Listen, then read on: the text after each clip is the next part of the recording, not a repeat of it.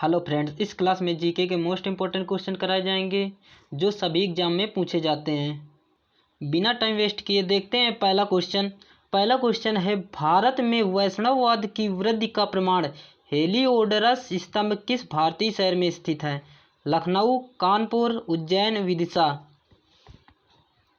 जो आपका हेलिओडोरस स्तंभ है वो विदिशा शहर में स्थित है। विदिशा शहर कहाँ पर है? तो ये विदिशा आपका है मध्य प्रदेश पर। कहाँ पर है? मध्य प्रदेश में, जिसे एमपी कहते हैं। एमपी की राजधानी क्या है? एमपी की राजधानी भोपाल है। क्या है? भोपाल है। मध्य प्रदेश की राजधानी भोपाल है। और हेलिओडोरस स्तंभ कहाँ पर स्थित है? विदिशा शहर में स्थित है। तो इस क्वेश्चन का राइट आंसर क्या हो जाएगा? ऑप्शन नंबर 4 इस क्वेश्चन का राइट आंसर हो जाएगा। अगला क्वेश्चन है, औद्योगिक संस्थापनाओं में भार उठाने के लिए जिस हाइड्रोलिक जैक का उपयोग किया जाता है वह भौतिकी में किस नियम पर आधारित है? खेल सिद्धांत पर, आर्किमिडीज सिद्धांत पर, न्यूटन का नियम पर, पास्कल के नियम पर। जो भार उठाने पर हाइड्रोलिक जैक का उपयोग किया जाता है वो नियम पर आधारित है। किस पर? पास्कल नियम पर आधारित है। यदि पूछ लिया जाए पास्कल नियम क्या है, तो पास्कल नियम है द्रव पर डाला गया दबाव सभी दिशाओं में समान रूप से संचरित रहता है। द्रव पर डाला गया दबाव सभी दिशाओं में समान रूप से क्या रहता है? संचरित रहता है। ये पास्कल का नियम है। तो इस क्वेश्चन का राइट आंसर क्या हो जाएगा? ऑप्शन नंबर 4 हो जाएगा इस क्वेश्चन का राइट आंसर। अगला क्वेश्चन है, हमारी आंतड़ी में पाया जाने वाला बैक्टीरिया कौन सा है जो हमें खाना पचाने में मदद करता है? Lactobacillus acidophilus, Staphylococcus aureus, Clostridium botulinum, Campylobacter jejuni. तो इस क्वेश्चन का राइट आंसर हो जाएगा लैक्टोबैसिलस एसिडोफिलस। तो इस क्वेश्चन का राइट आंसर क्या हो जाएगा? Option number A. इसके ऑप्शन कुछ अजीब से हैं लेकिन क्वेश्चन इंपॉर्टेंट है। अगला क्वेश्चन है, महिला विजेताओं को दिया जाने वाला फर्स्ट लेडीज अवार्ड किस मंत्रालय की एक पहल है? मानव संसाधन विकास मंत्रालय, सूचना और प्रसारण मंत्रालय, जन स्वास्थ्य मंत्रालय, महिला और बाल विकास मंत्रालय। महिला विजेताओं को दिए जाने वाला फर्स्ट लेडीज अवार्ड है वो है महिला और बाल विकास मंत्रालय। तो इस क्वेश्चन का राइट आंसर हो जाएगा ऑप्शन नंबर 4। अगला क्वेश्चन है, बर्फ से ढकी चोटियों वाली एकमात्र पर्वत श्रेणी कौन सी है? हिमालय, सतपुड़ा, सह्याद्री, पटकाई। जो आपकी बर्फ से ढकी चोटी है वो एकमात्र है हिमालय चोटी। कौन सी है? हिमालय पर्वत श्रृंखला है। और ये बर्फ रहित है। क्या है? बर्फ रहित है। बर्फ रहित ये तीनों पर्वत श्रेणी क्या है? बर्फ रहित हैं। सतपुड़ा, सह्याद्री और पटकाई ये बर्फ रहित है और हिमालय बर्फ से ढकी है। तो इस क्वेश्चन का राइट आंसर हो जाएगा ऑप्शन नंबर 1। अगला क्वेश्चन है, लॉर्ड कर्जन की निगरानी में बंगाल का विभाजन किस वर्ष हुआ था? 1906, 1905, 1913, 1911। जो आपका लॉर्ड कर्जन निगरानी बंगाल का विभाजन हुआ था वो हुआ था 2005 में हुआ था। कब हुआ था? 2005 में लॉर्ड कर्जन बंगाल का विभाजन हुआ था। तो इस क्वेश्चन का राइट आंसर हो जाएगा ऑप्शन नंबर 2। अगला क्वेश्चन है, पुस्तक the India of my dreams के लेखक कौन हैं? Pandit Jawaharlal Nehru, Rajendra Prasad, Sardar Vallabh Bhai Patel, Mahatma Gandhi. The India of my dreams के लेखक हैं महात्मा गांधी। कौन है? महात्मा Gandhi.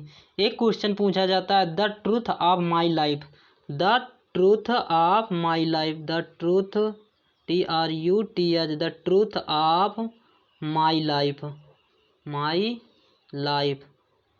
The truth of my life. इसके लेखक क्या कौन है? तो इसके भी लेखक महात्मा गांधी हैं। The truth of my life. एक पुस्तक का नाम और पूछा जाता है, अग्नि और उड़ान। अग्नि की उड़ान किसके इसके लेखक कौन है? अग्नि की उड़ान के लेखक कौन है? तो अग्नि की उड़ान के लेखक कौन है? अग्नि की उड़ान के लेखक हैं एपीजे अब्दुल कलाम। कौन है? एपीजे अब्दुल कलाम। एपीजे अब्दुल कलाम। तो अग्नि की उड़ान के लेखक हो जाएंगे एपीजे अब्दुल कलाम। एक क्वेश्चन पूछा जाता है एग्जाम वॉरियर के लेखक कौन है? तो एग्जाम वॉरियर के लेखक हैं नरेंद्र मोदी। नरेंद्र मोदी। एक पुस्तक और पूछी जाती है डिस्कवरी ऑफ इंडिया के लेखक कौन है? क्या? डिस्कवरी ऑफ इंडिया के लेखक कौन है? डिस्कवरी ऑफ इंडिया के लेखक कौन है? तो डिस्कवरी ऑफ इंडिया के लेखक हैं जवाहरलाल नेहरू। जवाहरलाल नेहरू। कौन है? जवाहरलाल नेहरू हैं डिस्कवरी ऑफ इंडिया के।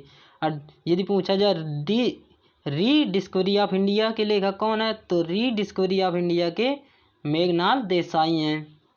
ये सभी पुस्तक याद रखना। The truth of my life और the India of my dreams के लेखक कौन है? महात्मा गांधी। अग्नि की उड़ान के लेखक APJ Abdul Kalam. Exam warrior के नरेंद्र मोदी जी हैं। अगला क्वेश्चन है नो कर्म नृत्य उत्सव किस भारतीय राज्य में मनाया जाने वाला एक पारंपरिक नृत्य का उत्सव है? गोवा, मिजोरम, मेघालय, सिक्किम। तो नो कर्म नृत्य उत्सव ये मनाया जाने वाला है मेघालय राज्य में। कहाँ पर मनाया जाता है? मेघालय में मनाया जाता है। भारतीय नृत्य है नो कर्म नृत्य उत्सव। कहाँ पर मनाया जाता है? मेघालय पर मनाया जाता है। याद रखना, इम्पोर्टेंट क्वेश्चन है। अगला क्वेश्चन है भारतीय संसद में दिवाला और दिवालियापन संहिता विधेयक किस वर्ष पारित किया गया था? 2017 में, 2014, 2016, 2018। जो आपका भारतीय संसद में दिवाला और दिवालियापन पारित किया गया था वो पारित किया गया था 2018 पर। कब पारित किया गया था? 2018 में। तो इस क्वेश्चन का राइट आंसर हो जाएगा ऑप्शन नंबर 4। अगला क्वेश्चन है दुनिया की आधी से अधिक जैव विविधता पौधों और जानवरों की विविधता कहाँ पाई जाती है? अर्ध सदाबहार वन में, उष्णकटिबंधीय वन वर्षा वन में, कटीले वन में, शुष्क सदाबहार वन में। जो आपकी आधी से अधिक जैव विविधता जानवरों में पाई जाती है वहाँ वो पाई जाती है उष्णकटिबंधीय वर्षा वन में। तो इस क्वेश्चन का राइट आंसर हो जाएगा उष्णकटिबंधीय वर्षा वन में। एक क्वेश्चन पूछा जाता है जैव विविधता दिवस कब मनाया जाता है? जैव विविधता दिवस कब मनाया जाता है? इसका जवाब आप सभी लोग कमेंट करेंगे। क्या करेंगे? जैव विविधता दिवस कब मनाया जाता है? सभी लोग कमेंट करेंगे। अगला क्वेश्चन है मजम उल बहरैन पुस्तक लिखने वाला मुगल शासक कौन था? औरंगजेब, हुमायूं, दारा शिकोह, बाबर। जो आपका मजम उल बहरैन के लेखक का नाम क्या है? बहरैन के लेखक कौन हैं? तो मजम उल बहरैन के लेखक हैं दारा शिकोह। कौन है? दारा शिकोह मजम उल बहरैन के लेखक हैं। तो इस क्वेश्चन का राइट आंसर हो जाएगा ऑप्शन नंबर 3। अगला क्वेश्चन है भारतीय संविधान में मौलिक अधिकारों की अवधारणा को निम्नलिखित में से किस देश के संविधान से लिया गया है? मौलिक अधिकारों की अवधारणा किस संविधान से लिया गया है? सोवियत संघ, संयुक्त राज्य अमेरिका, यूनाइटेड किंगडम, आयरलैंड। जो आपका मौलिक अधिकारों की अवधारणा वो लिया गया यूएसए संविधान देश से लिया गया है। किससे लिया गया? यूएसए संयुक्त राज्य अमेरिका से लिया गया। तो इस क्वेश्चन का राइट आंसर हो जाएगा ऑप्शन नंबर 2। अगला क्वेश्चन है कौन सी नदी 10 देशों से होकर बहती है? डैन्यूब, वोगलबा, फुरात या यूफ्रेटिस, दजला, टिग्रिस। जो आपका डैन्यूब नदी है ये सबसे अधिक देशों में बहती है। जर्मनी से निकलकर काला सागर में गिरती है। कहाँ से? जर्मनी से निकलकर काला सागर में गिरती है। निकलकर काला सागर में गिरती है। कहाँ से निकलती है? जर्मनी से निकलती है और काला सागर में जा गिरती है। तो इस क्वेश्चन का राइट आंसर हो जाएगा ऑप्शन नंबर 1। अगला क्वेश्चन है पैरालंपिक स्वर्ण पदक जीतने वाले पहले भारतीय कौन हैं? राजिंदर सिंह, वरुण सिंह भाटी, मरियप्पन थांगनावेलु, दीपा मलिक। जो सबसे पहले स्वर्ण पदक जीतने वाले भारतीय हैं वो हैं मरियप्पन थांगनावेलु।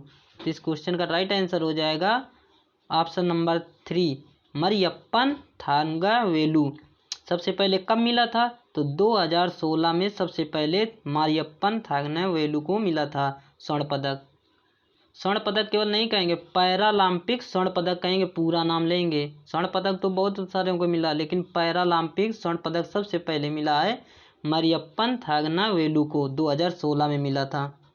अगला क्वेश्चन है प्राचीन काल में बौद्ध काल के दौरान कपिलवस्तु के शासक कौन थे?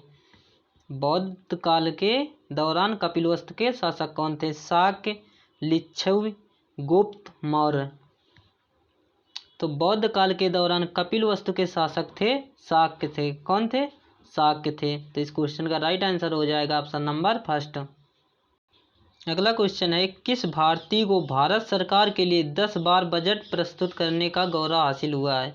Morarji Desai, Pranab Mukherjee, doctor Manmohan Singh, P Chidambaram.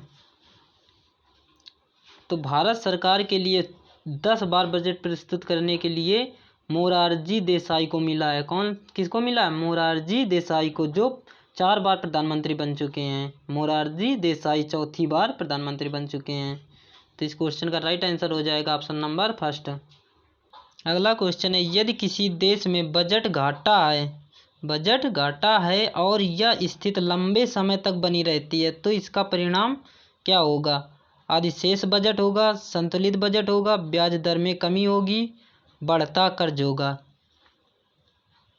यदि किसी कार्य करने में उसमें घाटा होता है, मान लो कोई कंपनी है उसको किया जा रहा है, तो यदि उसमें घाटा है तो क्या होगा? कर्ज बढ़ेगा। तो इस क्वेश्चन का राइट आंसर क्या हो जाएगा? बढ़ता कर्ज होगा। अगला क्वेश्चन है भारतीय खाद्य निगम FCI की स्थापना कब की गई? 1967, 1960, 1965, 1969। तो भारतीय खाद्य निगम की स्थापना की गई थी 1965 में। कब की गई थी? 1965। एक क्वेश्चन पूछा जाता है FCI की फुल फॉर्म क्या है? तो FCI की फुल फॉर्म होती है फूड कॉरपोरेशन ऑफ इंडिया। क्या होती है? ये लिखिए देखो इंग्लिश में, फूड कॉरपोरेशन ऑफ इंडिया इसकी फुल फॉर्म होती है। फुल फॉर्म भी याद रखना इसकी क्या होती है? Food corporation of India FCI की फुल फॉर्म होती है। स्थापना कब हुई थी? 1965 में हुई थी। कब हुई थी? 1965। तो इस क्वेश्चन का राइट आंसर क्या हो जाएगा? ऑप्शन नंबर 3 हो जाएगा इस क्वेश्चन का राइट आंसर।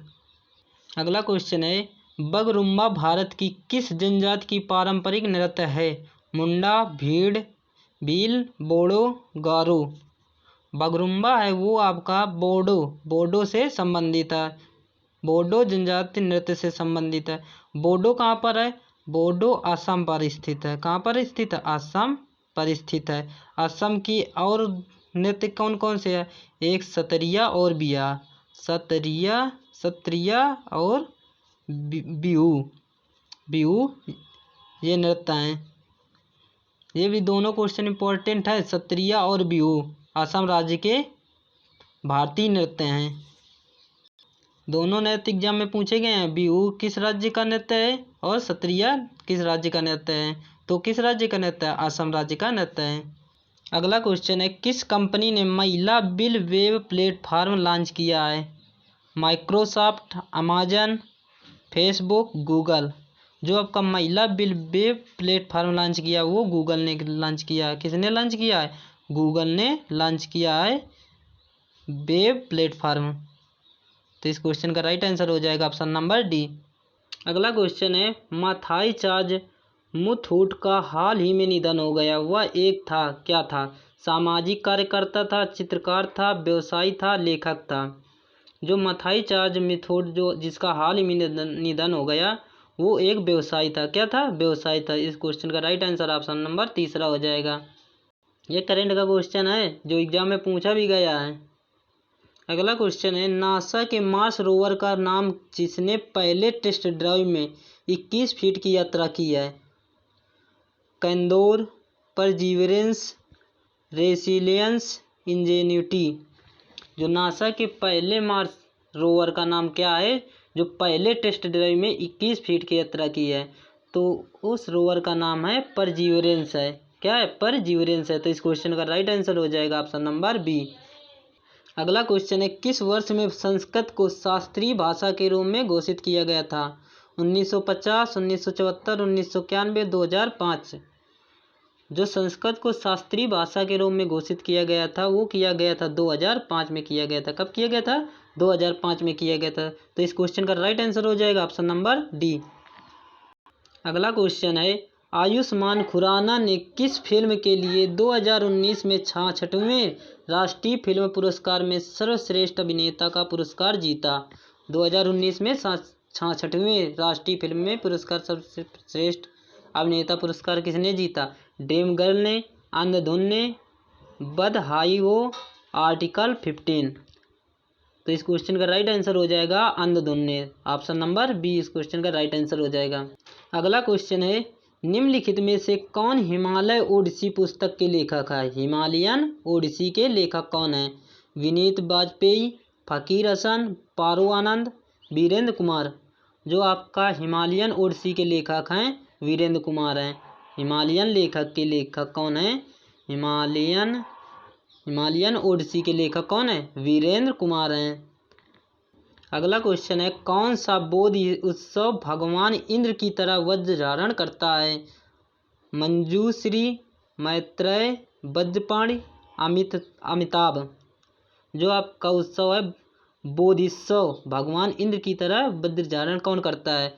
तो वो धारण करते हैं वज्रपाणि। कौन करता है? वज्रपाणि। तो इस क्वेश्चन का राइट आंसर हो जाएगा ऑप्शन नंबर सी। अगला क्वेश्चन है, प्रतिहारों के शिलालेखों में राज्य के अधिकारों का उल्लेख है?